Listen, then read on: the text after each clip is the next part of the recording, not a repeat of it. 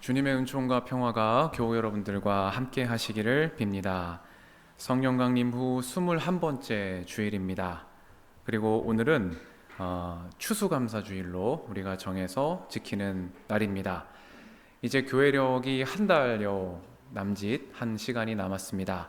올해 남은 신앙 여정을 은혜롭게 잘 마무리하는 오늘 감사의 주일이 되시면 좋겠습니다. 성경에는 하나님께 감사를 바치는 이 절기들이 많이 나와 있습니다.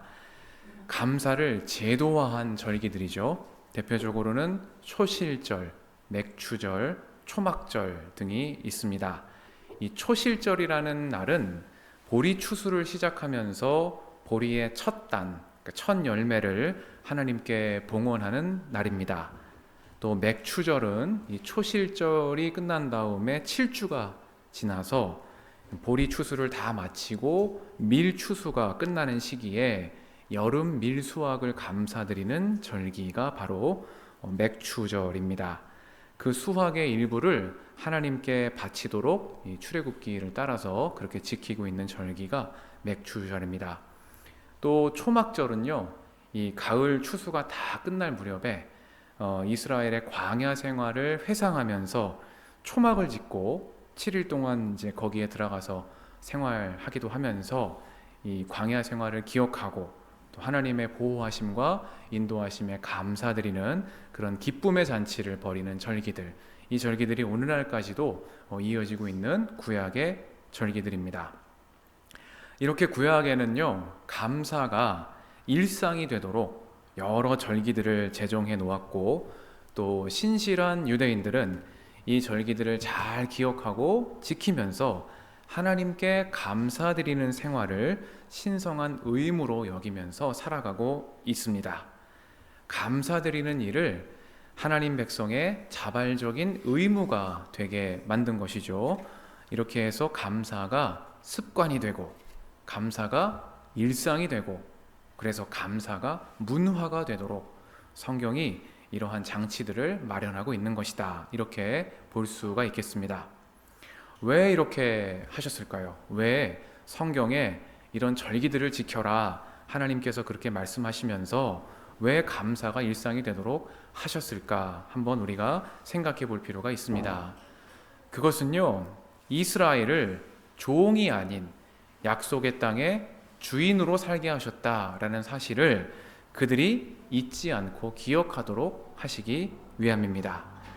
하나님께 감사드림으로 내가 나의 삶의 주인임을 잊지 않도록 하시기 위해서 이런 절기들을 지키게 하셨다라는 겁니다. 내가 내 삶의 주인이다 라는 말은 여러분 무슨 뜻이겠습니까? 믿음으로 상황에 휘둘리지 않는 삶을 사는 것이다, 이 말씀입니다. 요즘 이제 날씨가 아주 화창하고 좋죠. 오늘처럼 날씨가 좋으면 기분까지 상쾌해지고 또 유혹을 받으셔가지고 교회 나오시기가 어려운 그런 날씨가 됩니다. 이렇게 날씨가 좋기만 하면 좋겠는데 날씨에 따라서 덩달아 기분이 안 좋아질 때도 있죠. 날씨에 따라서 좀 기분이 왔다 갔다 할 수도 있습니다. 누구나 어느 정도 그런 면이 있습니다. 그런데 이 날씨에 따라서 기분이 변한다라는 거는 생각을 해보면은 날씨에 볼모로 잡혀서 산다라는 말에 다름 아닙니다. 날씨야 이럴 수도 있고 저럴 수도 있는 것입니다. 그런데 날씨에 따라서 기분이 좋았다 나빴다 한다면은 내가 주인이 아니고 날씨가 내 감정의 주인이 되는 것이죠. 내 삶의 주인이 날씨가 된다, 이 말입니다. 반대로 날씨가 맑으면은 맑아서 좋고 흐리면은 흐려서 좋은 삶을 살 수도 있습니다. 오늘처럼 이렇게 화창한 날에는 야, 날씨 끝내준다 이렇게 감사하고, 또 날씨가 흐린 날에는 야, 분위기 끝내준다 이렇게 이야기하면서 감사할 수도 있는 것이죠. 날씨가 그 사람의 마음을 지배하지 못하는 겁니다. 내가 하늘의 날씨를 어떻게 할 수는 없지만 날씨를 바라보는 시선은 얼마든지 바꿀 수 있다라는 것입니다. 믿음으로 사는 삶, 감사하면서 내가 내 삶의 주인으로 산다는 것은 바로 이런 삶의 태도를 말하는 것입니다. 있으면 있어서 감사하고 없으면 없어서 감사하는 삶을 사는 것입니다. 많으면 많아서 감사하고요. 조금 부족한 게 있으면 부족해서 감사한 삶을 사는 것입니다. 맑으나 흐리나 있으나 없으나 많으나 적으나 감사가 인생의 중심이 되면 그 사람은 흔들리지 않는 반석 위에 선 사람이 된다 하는 말씀입니다. 그런 가정이 믿음의 가정이고 그런 교회가 믿음의 교회입니다. 오늘 추수감사절은 이렇게 모든 것에, 모든 상황에 감사드리는 우리의 축제일입니다. 추수감사절의 기원을 살펴보자면은 추수감사절은요 1621년에 이 아메리카 대륙으로 건너간 잉글랜드 청교도들과 또 완파노아그 원주민 공동체가 함께 가을 수확을 거두고 잔치를 벌인 데에서 기인합니다. 이 플리머스 식민지의 3일 추수 축제, 여기에서 시작된 날이 바로 미국의 추수감사절입니다. 이때 청교도들이 원주민들과 함께 칠면조를 먹었다고 해가지고 오늘날까지도 추수감사절에 칠면조 먹는 전통이 이어져 내려오고 있습니다. 이렇게 청교도들과 원주민들이 함께 감사의 축제를 벌이면서 시작된 감사절이 미국의 법정 공휴일이 되고 오늘 한국교회가 이러한 미국의 관행을 받아들이게 되면서 추수감사절 예배가 한국교회의 절기로 자리 잡게 된 것입니다. 그래서 오늘은 이 청교도들의 첫 번째 추수감사절을 여러분과 한번 돌아보려고 합니다. 이들이 어떤 상황에서 첫 번째 추수감사절을 지냈는가, 이런 것을 돌아보는 것이 오늘 우리 신앙에 유익이 될 것이라고 생각합니다. 청교도들은요 추수감사절에 얻은 것에만 감사하지 않았습니다. 그들은 잃어버린 슬픔을 딛고 되찾은 것에 감사하는 첫 번째 추수감사절을 보냈다 하는 말씀을 제가 오늘 삭개오와 예수님의 만남을 주제로 한 본문에서 여러분들에게 전달해드리고 싶은 메시지이기도 합니다.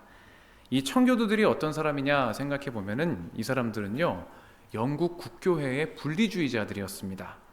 그러니까 우리 웨슬리안의 시각에서 보자면은 청교도들은 영국 국교회의 반감을 가지고 이른바 신앙의 자유를 찾아서 영국을 떠나서 아메리카 대륙으로 건너간 사람들이죠. 한국의 이 개신교 다수는 이 청교도 정신의 계승자들이기 때문에 제가 보기에는 이 청교도 신앙이 좀 다소 낭만화된 측면이 있어 보이긴 합니다만, 아무튼 이 청교도라는 사람들은 신앙의 자유를 찾아서, 그러니까 이 영국 국교회 아래서는 신앙의 자유가 없다, 이제 이런 생각을 가지고 아메리카 대륙으로 건너간 사람들이었다라는 말입니다. 그리고 이때부터 이제 개신교가 미국에 뿌리를 내리게 되면서 수많은 분파들로 분화되는 그런 여정들이 시작이 된 것이죠. 아무튼 영국 국교회의 분리주의자들, 잉글랜드 청교도 100여 명은 1620년 9월 초에 여러분들이 잘 아시는 메이플라워 호를 타고 영국 플리머스 항을 떠나서 약 10주간의 항해를 마치고 그해 11월에 목적지였던 버지니아 북부가 아니라 케이프 코드라는 곳에 도착하게 되었습니다. 이렇게 케이프 코드에 도착한 청교도들을 기다리고 있었던 것은 극심한 11월의 추위와 배고픔, 그리고 각종 질병이었습니다. 특히 이때를 이제 연구한 사람들의 얘기를 참고해 보면은 이 비타민 C가 결핍이 돼가지고 괴혈병을 앓고 있는 사람들이 많았다고 합니다. 그래서 이렇게 아메리카 대륙에 도착한 첫 해 겨울에 절반 가까운 사람들이 목숨을 잃었다라고 이야기합니다. 신앙의 자유를 찾아서 잉글랜드를 떠났는데 그 자유의 꽃을 피우기도 전에, 씨앗을 뿌리기도 전에 추위와 배고픔과 질병 속에서 절반 가까운 사람들이 목숨을 잃고 만 것입니다. 이들의 첫 번째 추수감사절은요 바로 이러한 슬픔을 딛고 하나님께 첫 수확을 감사드린 날이다 라는 뜻깊은 의미를 담고 있습니다. 이 청교도들은요 얻은 것에만 감사한 사람들이 아닙니다. 잃은 것이 많았죠. 소중한 사람들의 생명을 잃었고 또 자기가 소중하게 여기는 가치들을 펼쳐보지도 못한 채 죽음을 맞이하는 것을 목도해야 했습니다. 그런데 이들이 이렇게 잃어버린 생명은 아메리카 대륙에서 또 다른 생명을 낳는 씨앗이 되었고, 또 슬픔 가운데에서 첫 수확을 허락하신 하나님께 감사드림으로 은총의 새날이 시작되는 그런 길을 열게 된 것입니다. 그래서 아메리카에서 왕도 없고 성직자도 없고 귀족도 없는 새로운 나라의 꿈을 향한 첫 번째 걸음이 시작된 것입니다. 오늘 우리가 아는 미국의 시작입니다. 이 미국의 시작은 풍요에 대한 감사가 아니라 하나님이 허락하신 자유, 새날에 대한 감사였다라는 점을 오늘 기억하시면 좋겠습니다. 얻은 것이 많아서 감사드린 것이 아니었다는 말씀이죠. 얻은 것과 잃은 것을 따져보자면은 어쩌면 잃은 것이 더 많은 그런 감사절이었을 수도 있습니다. 목숨보다 귀한 것이 어디 있습니까? 예수님 말씀처럼 많은 수확을 거둔들 목숨을 잃는다면 무슨 소용이 있겠습니까? 생명보다 존엄한 가치는 없습니다. 그런데 이 사람들은 가족과 동료의 목숨을 잃고 여전히 거친 환경 속에 살아가면서도 하나님께 감사를 드렸다 하는 것입니다. 무엇에 대한 감사였습니까? 잃은 것을 되찾은 것에 대한 감사였습니다. 왕과 성직자와 귀족의 억압적인 질서 아래서 잃어버렸던 자유, 인간적인 억압 아래에서 빼앗겼던 신앙의 자유에 대한 이런 되찾은 것에 대한 감사가 이 사람들의 첫 번째 추수감사절의 의미였다라는 말이죠. 그래서 잉글랜드가 이 사람들에게는 애굽이었고, 말하자면 아메리카는 약속의 땅이었다. 이렇게 기독교 개신교 역사를 보는 관점이 있습니다. 조금 다르죠. 웨슬리안의 전통에서 보는 역사와 청교도 중심의 역사적 해석이 조금 차이가 있다는 거 여러분들이 이해하실 겁니다. 이렇게 잃어버렸던 것을 다시 찾은 기쁨에 대한 이야기가 바로 오늘 여러분과 함께 읽은 누가복음 19장의 예수님과 삭개오의 이야기입니다. 여러분들 잘 아시는 이야기입니다만은 저는 이 본문이, 예수님과 삭개오의 이야기를 전하는 이 본문이 예수님이 어떤 분이신가라는 것을 아주 명확하게 보여주고 있는 이 본문 가운데 하나다, 이렇게 생각합니다.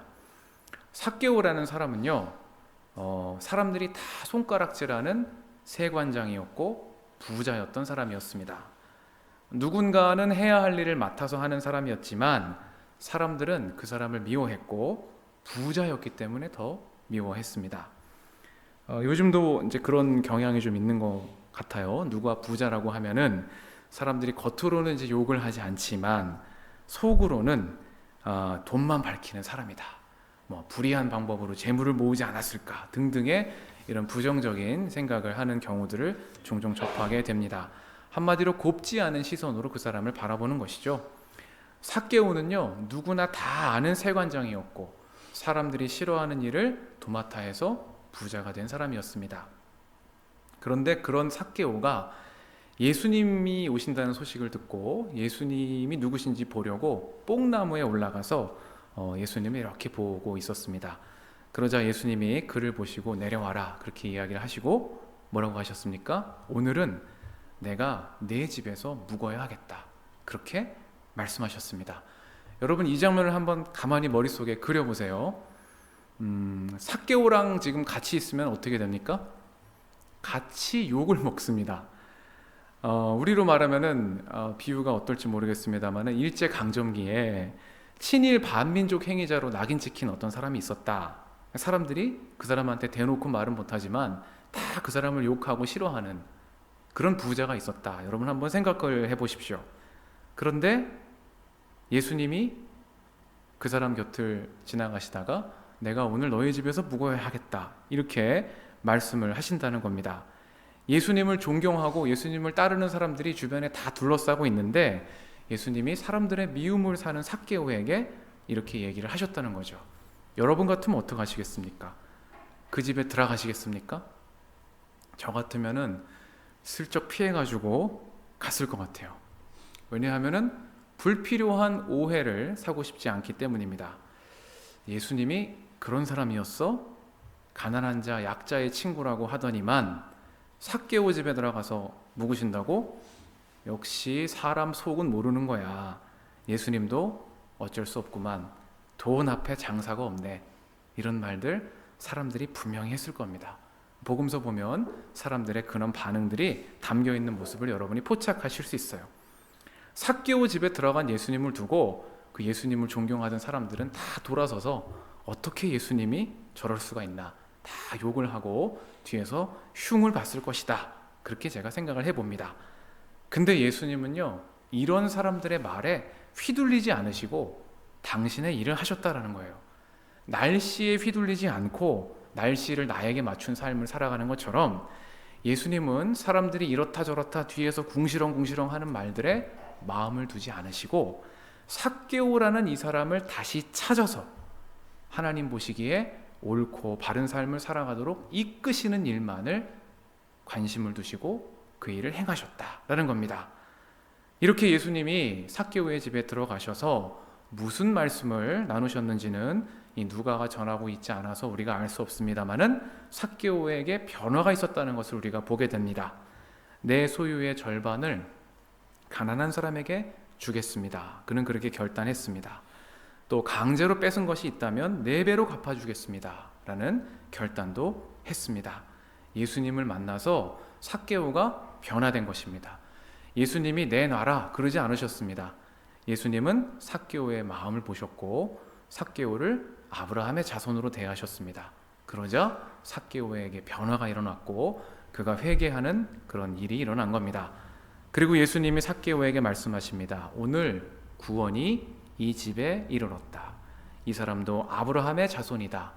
인자는 잃은 것을 찾아 구원하러 왔다. 이것이 오늘 본문의 결론입니다. 예수님이 하신 일은 무엇이었습니까? 재물의 종으로 살던 삭개오를 다시 하나님을 섬기는 재물의 주인으로 살게 하신 것입니다. 잃어버렸던 삭개오를 되찾아서 그를 아브라함의 자손으로 살게 하시는 일, 되찾은 생명에 대한 감사, 되찾은 생명에 대한 기쁨, 이것이 오늘 누가가 전하고 있는 삭개오 이야기에 담긴 교훈입니다. 여러분, 오늘 추수감사절에 우리는 무엇에 감사를 드립니까?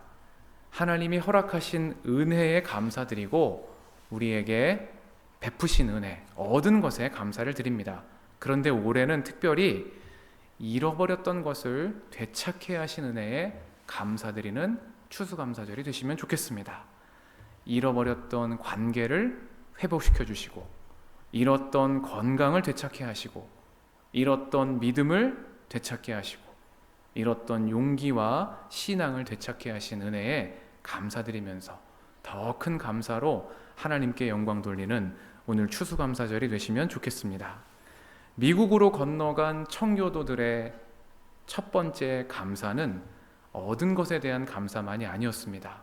다가올 은총의 새날에 대한 믿음의 감사였다라는 점을 여러분 오늘 꼭 기억하시고 우리가 받은 복을 세워보고 주님 주신 은총에 감사드리면서 풍성한 삶, 열매 맺는 삶을 향해 나아가는 오늘 추수감사절이 되시기를 주님의 이름으로 축원합니다.